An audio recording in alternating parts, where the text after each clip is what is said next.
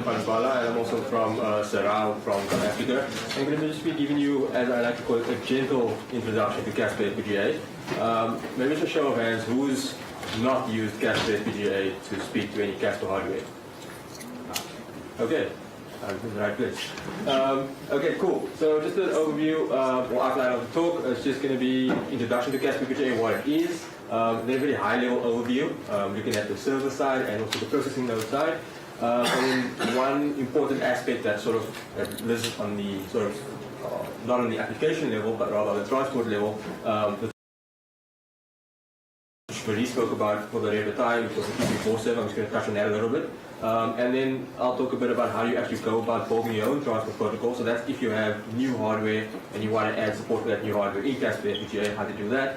And wrapping up will actually be just a live demo on someone else's hardware, so please just bear with me on how this all actually works. Okay, so this slide you've probably seen now for the third time. Thanks to Wes for this. It's a very useful slide that just ties the whole Casper ecosystem together. And I'll be speaking about Casper FPGA. So as Wesley mentioned and Maurice mentioned, Casper FPGA sits over here sort of on the top, one of the topmost level user sort of side of the whole Casper ecosystem. So typically if you have a single FPGA or maybe a handful, you'll write Python scripts using Casper FPGA and control those boards. Core 2 sits above that, and it basically depends on Casper FPGA. Core 2 basically just adds support for having many Casper hardwares. So typically you use that to control a big correlator, which is what we do for Meerkat. And Casper FPGA speaks to TCP board server in the case of the Red Battalion, but it actually speaks to whatever transport protocol is running on your Casper hardware. Okay, so what is Casper FPGA? It's basically a Python library that we use to interact with what we call Casper hardware. So yesterday, I think Jack gave a talk on Casper hardware. He mentioned Roach, Scarab, iBob, Snap, and now the Red Battalion. So basically, it's these FPGA-based platforms that we use for DSP and particularly for radio astronomy applications in this community. And the main thing that we try to achieve with Casper FPGA is the control and monitoring of our Casper hardware. So some of the things include reconfiguring firmware bit streams, reading and writing registers, initialization of designs as Wesley mentioned, and also coding of sensors to get board status and do health checks. Okay, so you also saw this today. It's sort of the OSI model for networking, and I sort of try to draw sort of an analogy between what's happening in Casper FPGA with what happens in the OSI model. So I'm first going to start talking about the application level, and this is typically what you as the user will, sort of just a general end user of Casper FPGA will encounter. So, like I said, Casper FPGA, we've got Repetire, Scarab, Snap, and there's the Roach platform. One of the key features of the Casper FPGA package is that it's sort of hardware agnostic. It sort of tries to abstract all that intricacies about the specific hardware platform and hide it all behind a little black box. So whichever hardware platform you have, if you use this Casper FPGA package, it just looks like a Casper FPGA, and you have access to a bunch of functions that are sort of generic across all platforms, such as reading registers, writing registers, reconfiguring your bit stream, and so forth. So what I just mentioned is the application level protocol. That's sort of the default or minimum sort of requirement of functions that you need to be a Casper FPGA. And it's sort of well defined. If you guys open up the Casper FPGA code repository, you'll see sort of a template of what your Casper FPGA should be able to do at the bare minimum to be considered a Casper FPGA and to interface nicely with this package. So, like I said, it defines the minimum set of functionality to be supported by Casper hardware, reading registers, reconfiguring bit streams, listing memory devices. What the application level also does is it sort of defines how, or sort of defines some rules for data exchange. One thing that we do in Casper FPGA is all data is handled as binary strings. So when Maurice was doing sort of the demo now, you saw that she wrote in a value and it returned in hex. That's what we see on the user side, but when the data actually gets transferred over the network, it's handled as binary strings, and that has to be implemented on your application level. Okay, so as I mentioned, it's sort of hardware agnostic. Doesn't matter what Casper platform you're using. So this is just a little snapshot of running. I'll do a demo of this at the end, but I actually wanted to put this in here to show what it actually looks like. So this is the IPython session.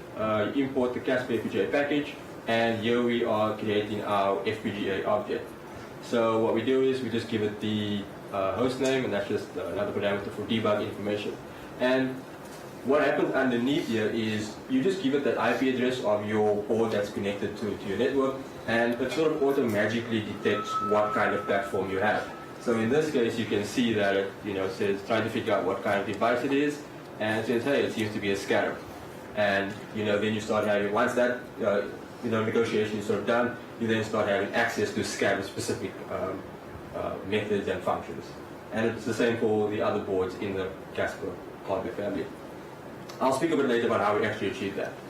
So as you saw in the previous slide, we sort of treat our Casper hardware as objects in Casper FPGA, and that's nice for a couple of reasons. It sort of lets us tie all the methods that we would need for to interact with our Casper hardware. It sort of ties all the methods we'd need to interact with our Casper hardware together in one nice package. So if you say, for example, FPGA, and you say dot, you can also see all your methods and attributes associated with that object. Then, as I mentioned, so there's sort of two ways to look at this. The one is sort of the Casper level, or Casper generic hardware level, where you're reading registers, writing registers, reconfiguring bit streams. And then we also have what we call our transport layer specific functions. So, for example, the Red Battalion has ADCs and DACs. Scarab platform doesn't. So we need to account for that in the transport layer. So if you were to be using the Red Battalion in Casper FPGA, you may have access to some ADC functionality, but if you're using a scarab, you won't have access to that. But you have to access that, explicitly access those functions. Another reason for using them as objects is it's very scalable, and then Core 2 sort of relies heavily on this because we start doing things like threading when we're having hundreds of these boards on our network trying to control them.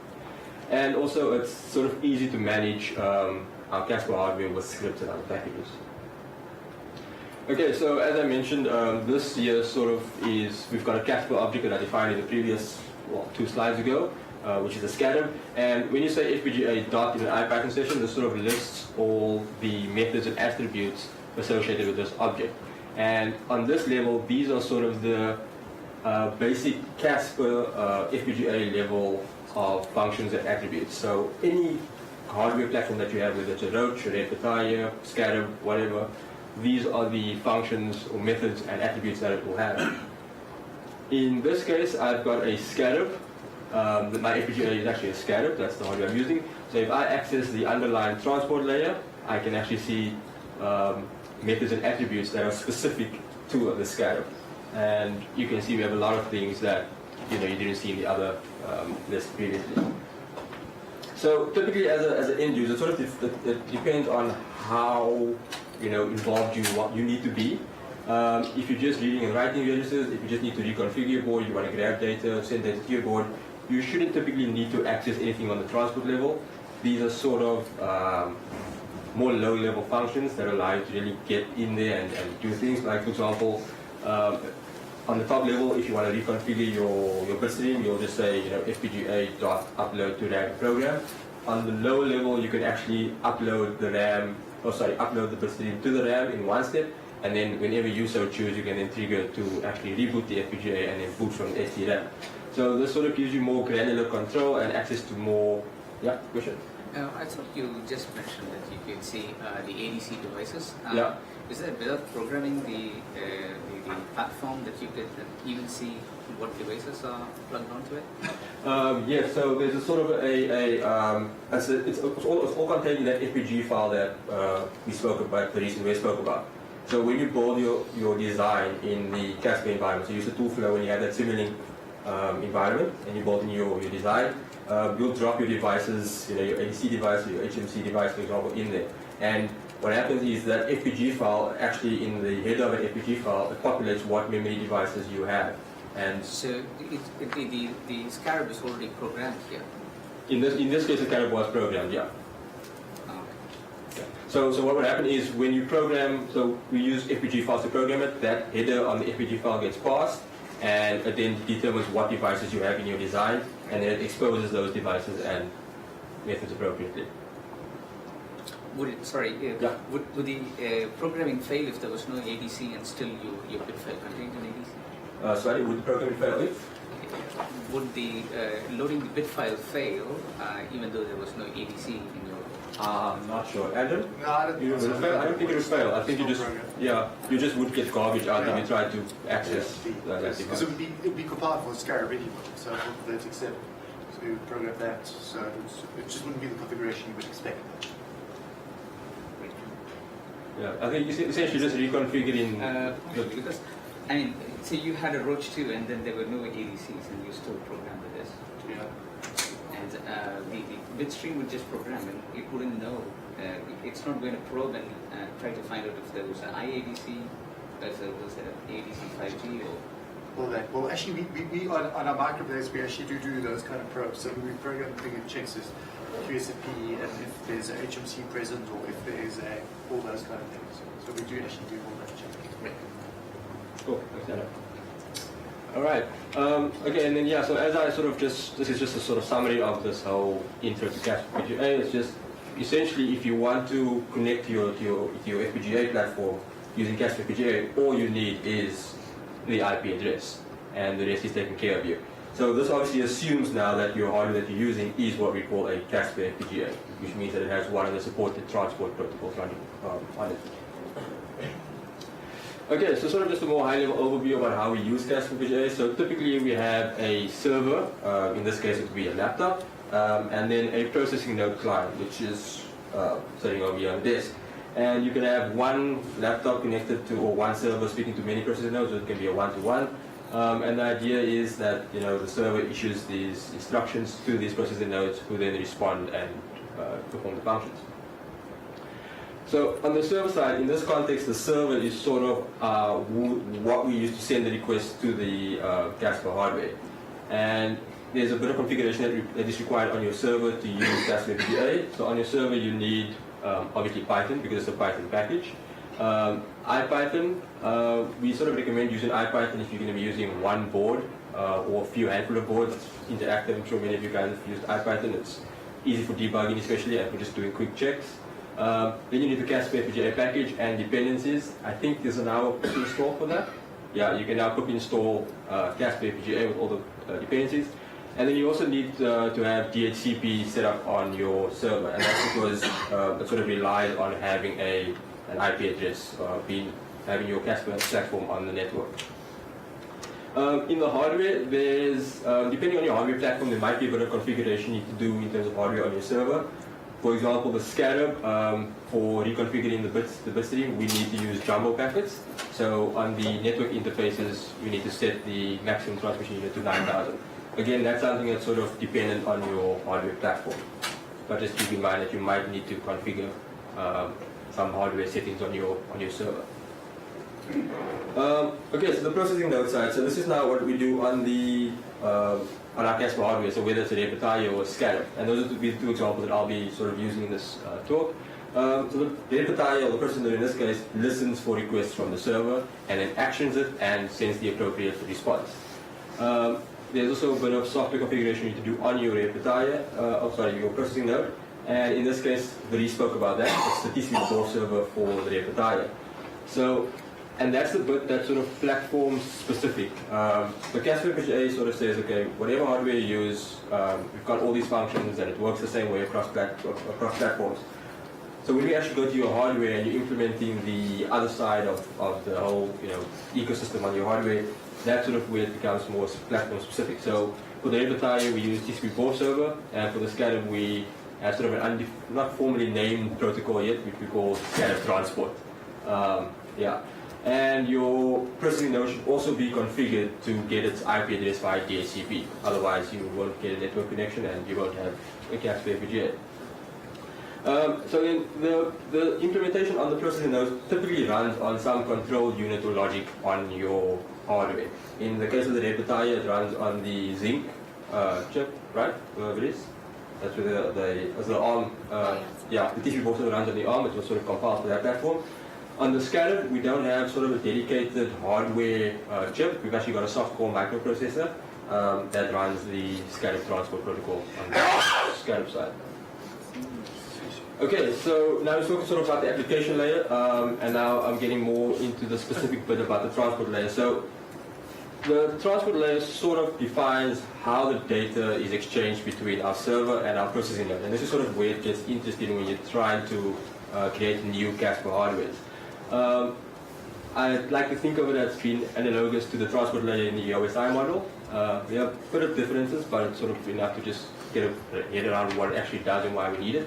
So as mentioned, Red Battalion is TCP server, SCADA is SCADA transport.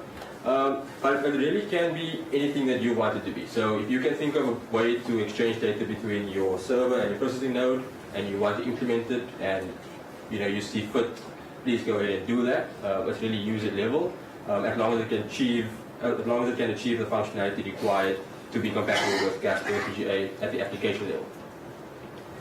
Very important is that when you create a new transfer protocol, it must be implemented both on your hardware and in Casper FPGA. So, for example, if we just had TCP server on the Red Battalion, but we didn't support it in Casper FPGA, we wouldn't be able to, speak to these boards using Casper FPGA. Okay, so Casper FPGA, I'm not going to speak much about this because Felice just spoke about that. So it's used on the Roach and Red Battalion. It's based on the it's the Karua Ray Telescope Control Protocol. It's implemented by a TCP server that runs on typically any system that has a flavor of Linux installed. And we said that it was a request and reply based protocol where, question mark denotes request, the exclamation mark the reply, and optional information is sort of the hash with the pound sign. And these requests are sort of text-based, so for example, there's a command, read, and there's another command write that was demonstrated earlier. The SCADA transport, which as the name suggests is used on SCADAs, it runs on the microarray, as I said. It's UDP-based, so it's connectionless, it's sort of a best effort approach. And it's also a request-reply-based protocol. But here is where you can start seeing how it differs from the CATCP. So where the CATCP had these text-based read and write requests, the SCADA transport layer uses command IDs. So for example, a read request will be 1, and the response to this read will be a 2. So what happens is when you want to issue a read command through Casper FPGA, you'll say fpga.read, you'll give it a register address, and it will then build up a packet for you, a UDP packet. The payload in that UDP packet will have a special header that contains this command ID, and also the address of the register you want to read. That gets sent to the SCADA. The microarrays will then unpack that, look at that ID, and realize, oh, you want to do a register read at this address. The microarrays will then do that read and get the data, build up a new packet, and it's also a UDP packet, and then in the payload put this ID in the header too, along with the data, and then send that packet back to your server. On your server side, you get that packet, and you'll see that this is your ID, and you know that that's the response to the read request that you issued. Alright, so in the very beginning I sort of mentioned that we automatically detect which hardware platform that you use, so whether you just give an IP address and we tell you what board you're using. That's actually not that magical. All we do is we just sort of brute force try to check all the different protocols that we have support for and see which one sort of bites. It works, it's crude, but it works. There are a bit of instances of hiccups that we've had. One major one was with the Red Battalion, was because it uses the TCP port server, which the Roach use, and we ran into an endianness issue where the Red Battalion and the Roach use different endianness, so your data, the bytes in your data will always swap when you're reading and writing registers. We're thinking of ways to fix that. We've got sort of a bit of quick fixes in place in Casper FPGA. The best way to fix that, however, would be in the actual transport layer, so modifying TCP port server, maybe sending a flag back to actually identify what the endianness is, for example. Okay, so that sort of just describes sort of what the transport layer is, or transport protocol level is in Casper FPGA. Now, if you were to go about and actually build your own transport protocol for Casper FPGA, let's say you have a new hardware, this is sort of maybe just how to go about doing that. There's two parts that you have to consider. One is the server side, and that will be your modifications to Casper FPGA, and the other side is your processing node side, which is what will run on your hardware. So the server side is typically implemented in Python. It's a Python package after all, and the processing node side implementation can vary greatly. It's really up to you. For example, the TCP port server is running in C, and it was compiled for the ARM, it was compiled for the Roach Power PC. And yeah, that's often limited by what your control unit supports. So whether there's an operating system available or not, that's going to depend on your hardware.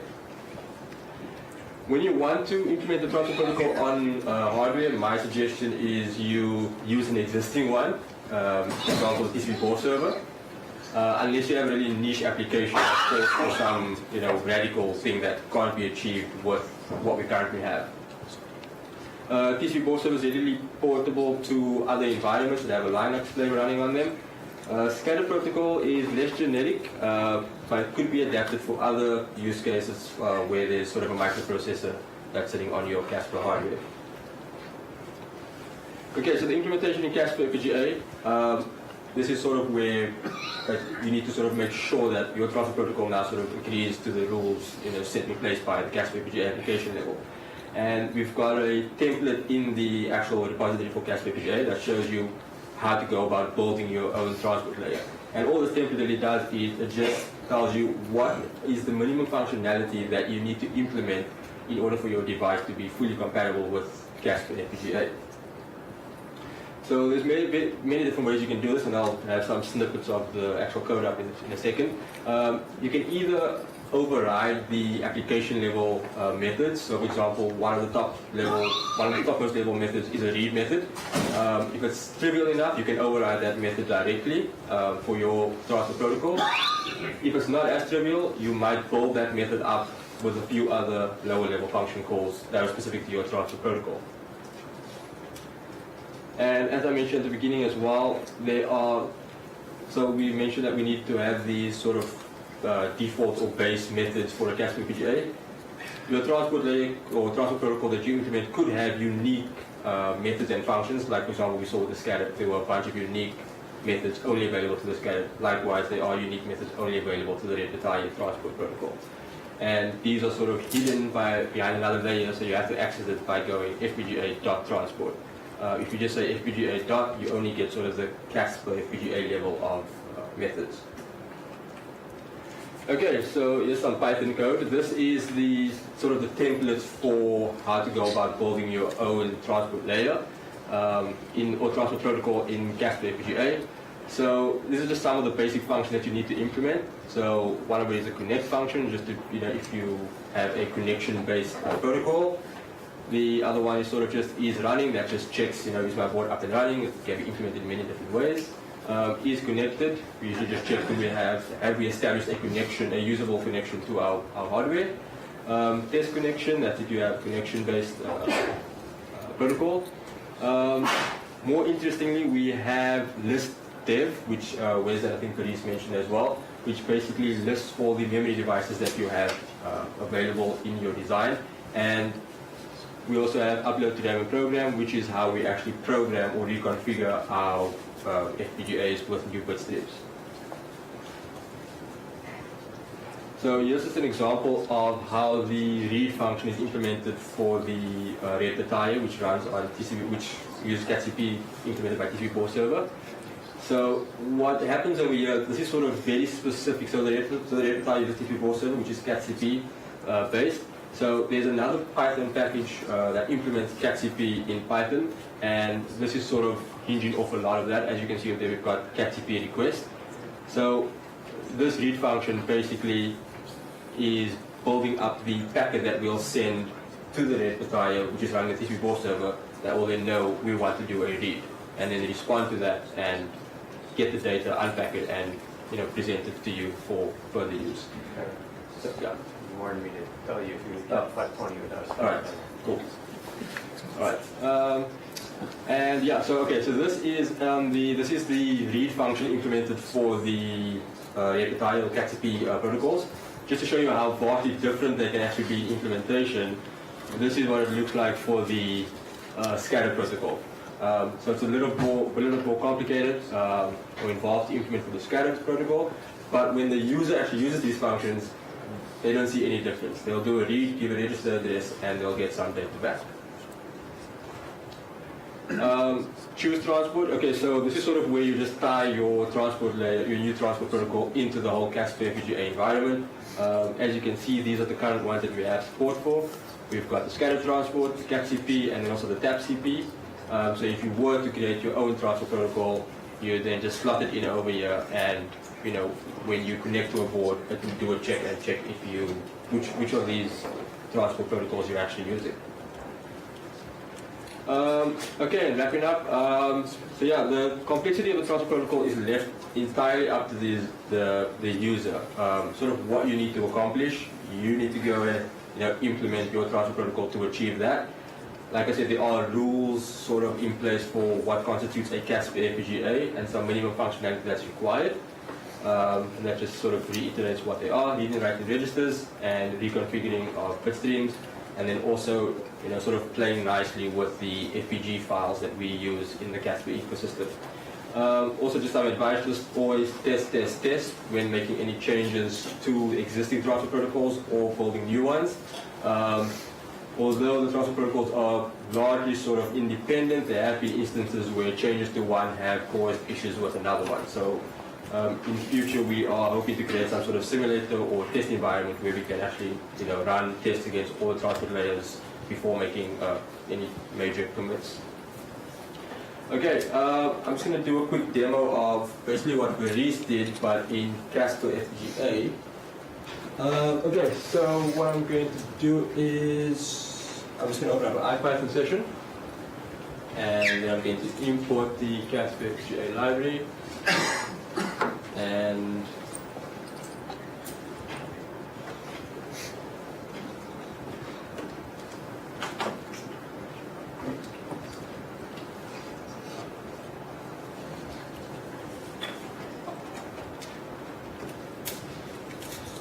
Alright, so basically what I'm doing now is I'm creating my FPGA object, which is basically just going to be the object that I use to interact with my Casper hardware. And then I'm just going to give it the IP address. Where's the IP address? 192.168.0.50. 1.5. Sorry, 1.5. 1.5.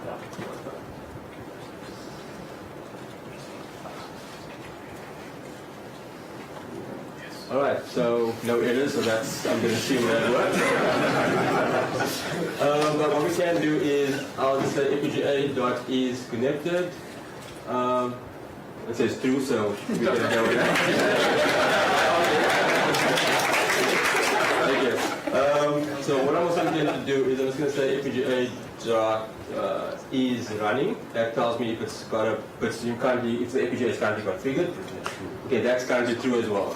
So now I should be able to deprogram this.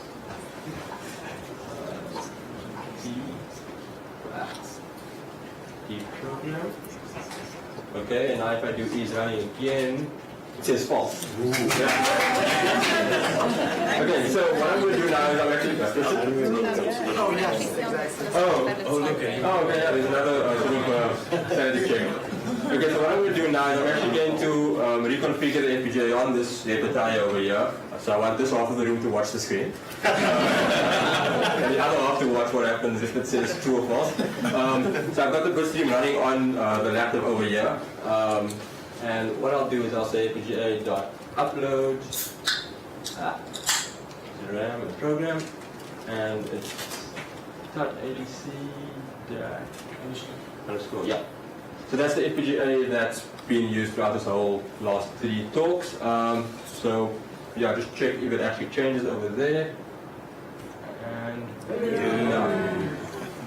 it's running again, and hey, it's true again. Okay, then one of the other things that we can also do is now if we say FPGA.listDev.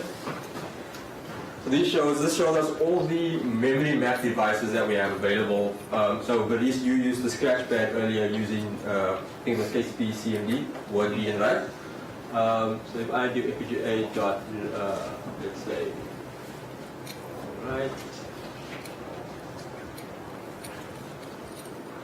The cool thing about using IPython is that you can sort of just get an idea of if you want to see what a method or function does. You can just give it the method and use the question mark, and it will sort of tell you which parameters you need to use And yeah. So if I say FPGA.write, and the device that I want to use is okay. Matchpad.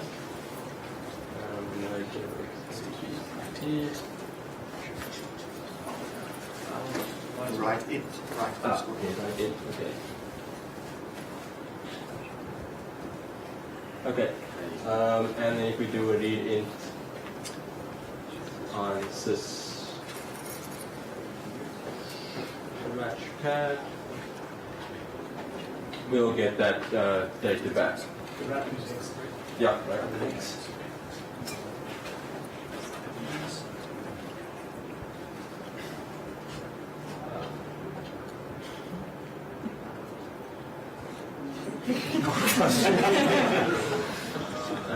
So what happens when you're not using your own laptop for a live demo?